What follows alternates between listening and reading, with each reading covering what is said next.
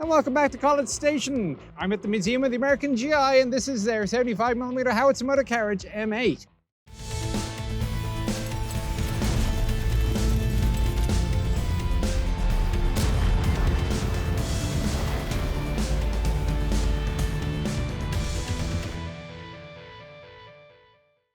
I am, of course, sitting up here at the ring mount for the caliber 50. This is the only machine gun mounted on the vehicle.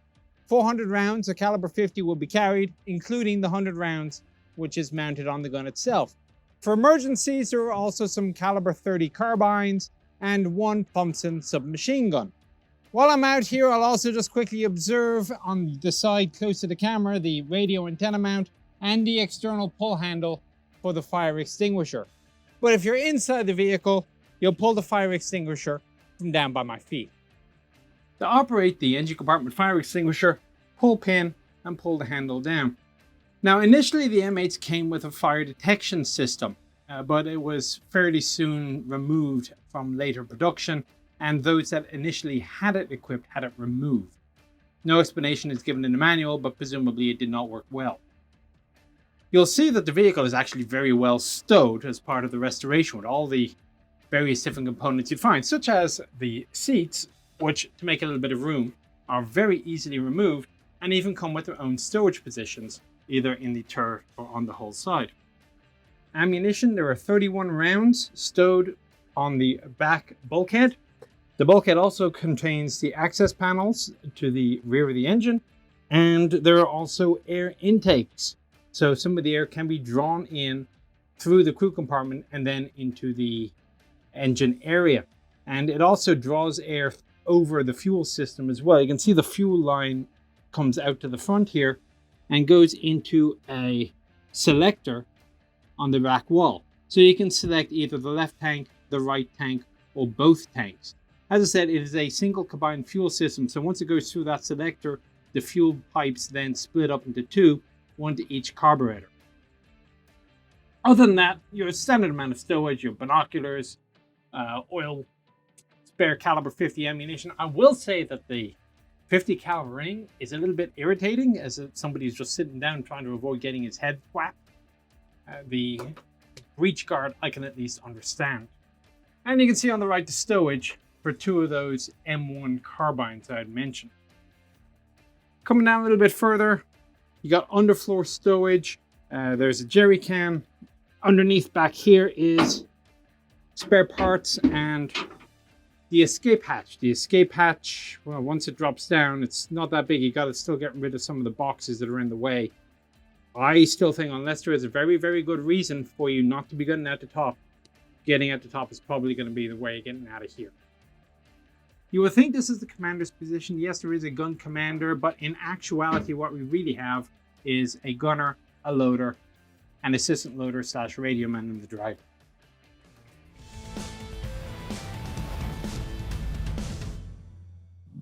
To sight the system, there are two mounts for three possible sights.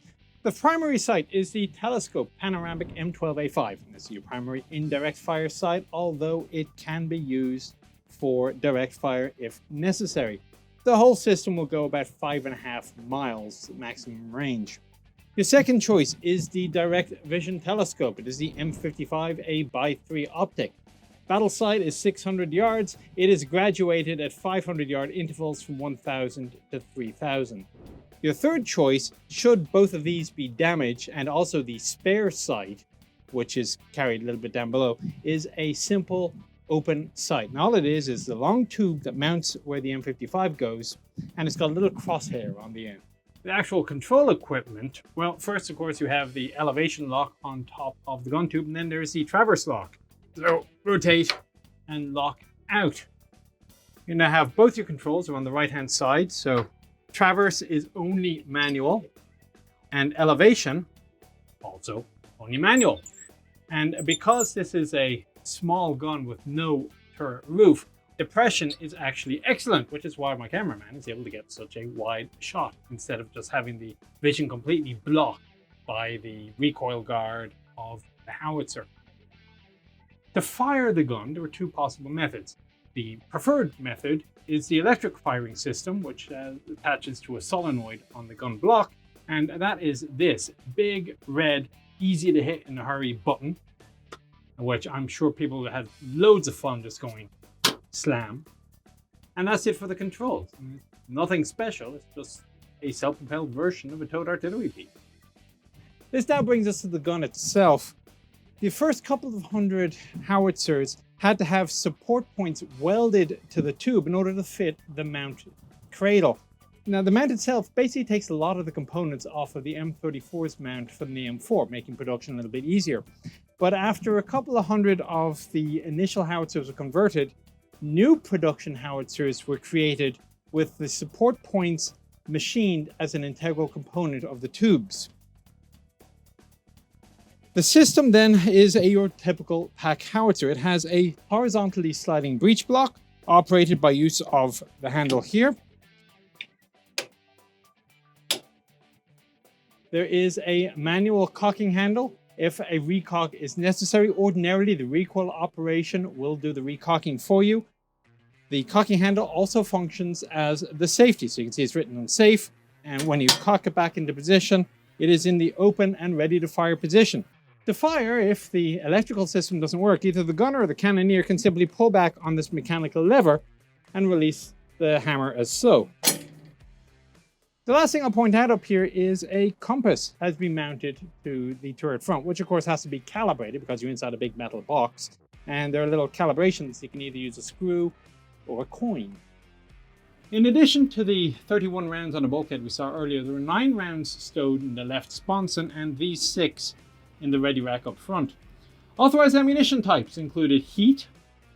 There were various HE rounds, smoke, either white phosphorus or liquid FS, and persistent gas. Now the heat was a fixed round, you couldn't mess with that at all. The HE rounds, the smoke and the gas, they were semi-fixed type, so in addition to fusing, if you wanted to do any fusing changes, you could also remove the projectile from the cartridge case entirely, remove any extra propellant bags that you didn't need the extra muzzle velocity, because of course artillery types like to have options for trajectory, place the projectile back onto the casing and then shove the whole lot into the breech. So for the assistant driver, the main reason I am here is to show that he exists and that I fit in it. There isn't much to the position. He does have the full range of driver's controls available to him, i.e. steering, braking levers and an accelerator pedal. Accessing the transmission is a little bit difficult with the ammunition ready rack in the way. His seat does have the same 3 inches of travel forward and reverse as the driver's seat does. And that's it. As you scroll around, you're going to see the 2 periscopes. This one has obviously been dismounted, the visor's vision to the front. Handheld fire extinguisher.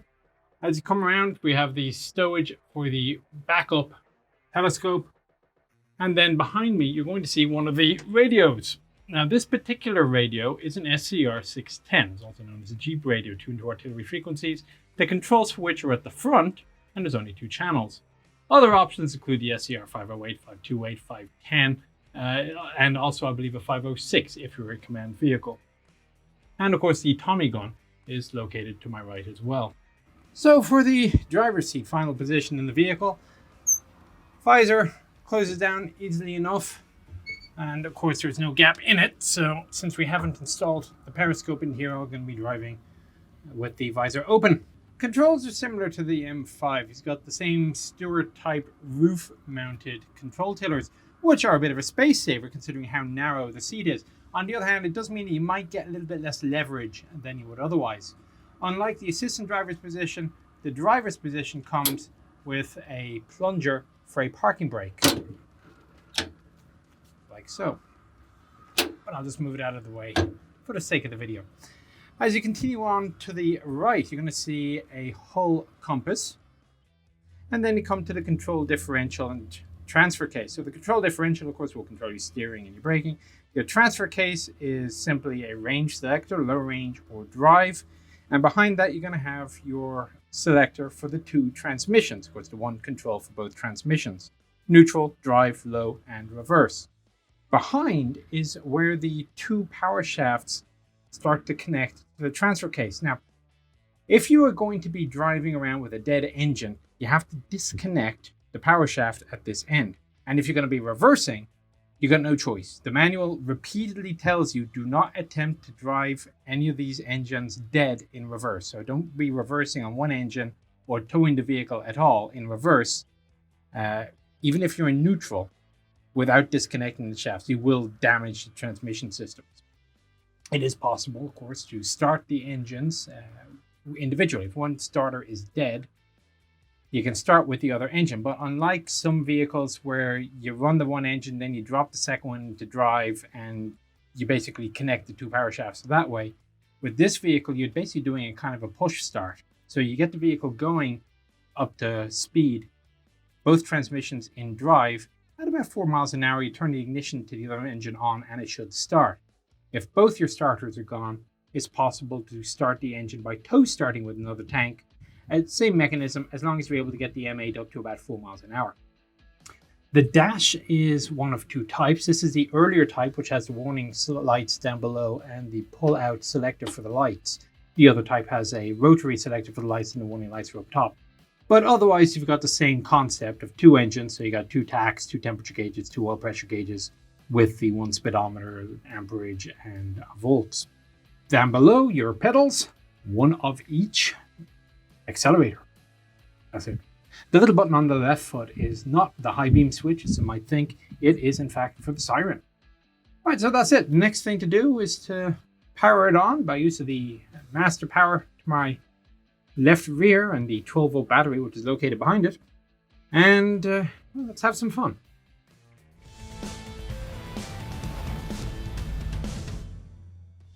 Now, the manual is very specific that both engines are to be started simultaneously, although I've run into a lot of collectors that will start the one and then the other. So talking with the owner of this one, they've concluded that what it is that if you leave the engines off for any amount of time, the fuel lines start to drain. If you start both engines at the same time, you get twice the suction power working through the one fuel system, and you'll start more smoothly. So that said, first thing you do is turn on master power, as mentioned, over the left rear shoulder.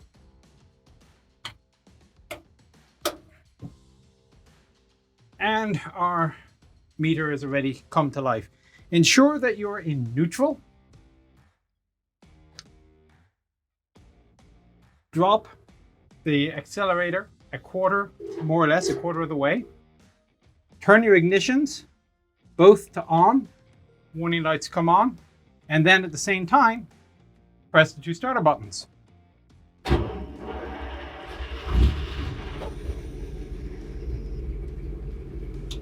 And that's it. Both engines smoothly come to life.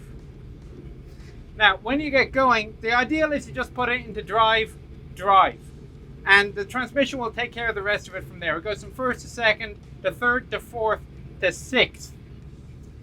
If you have to downshift for whatever reason, let's say you're accelerating at 30 miles an hour, it will then downshift to fifth, which is about the only time the fifth will ever come into the equation. Only if you're driving in unusual conditions will you change the range of the transfer case to low. Now, because we are facing the wrong way right now, we have to reverse. We're going to put the transmission into reverse, and the manual is quite specific that to do so, you put it into low, pause for a moment, and then slam the lever all the way back. So as the owner says, you are not timid with this transmission. Oh. Also helps to make sure the brakes are on.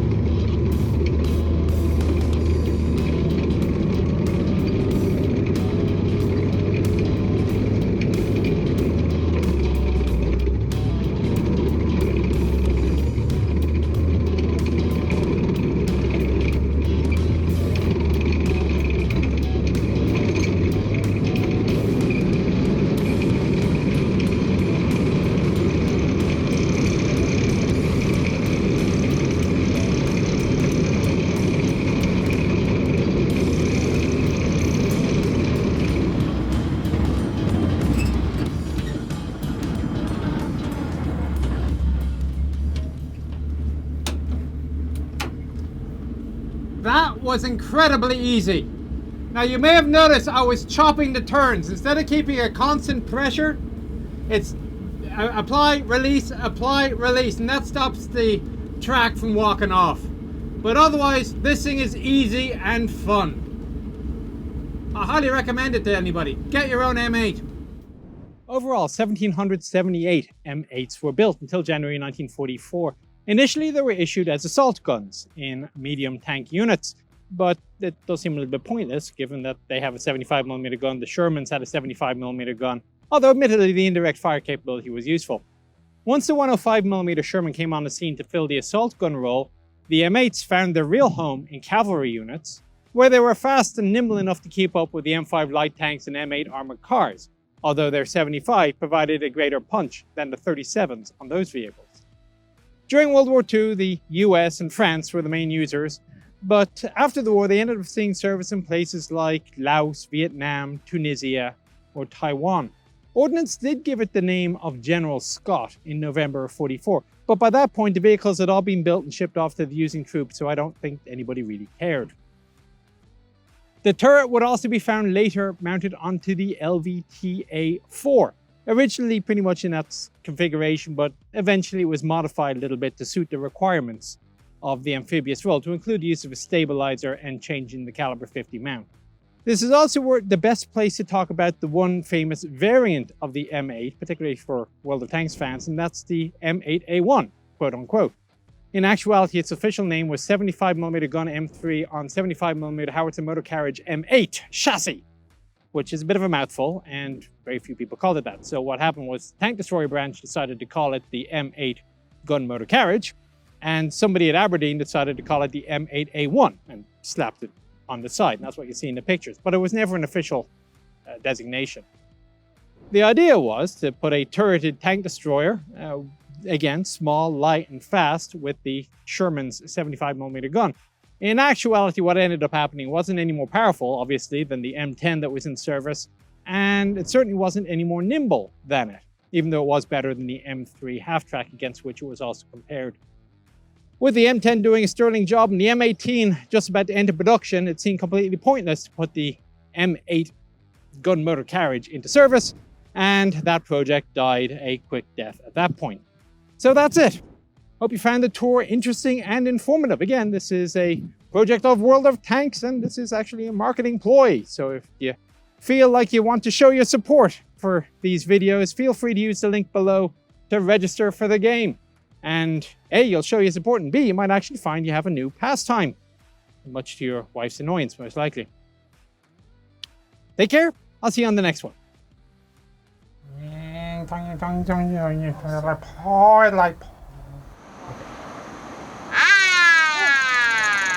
scared the crap out of me.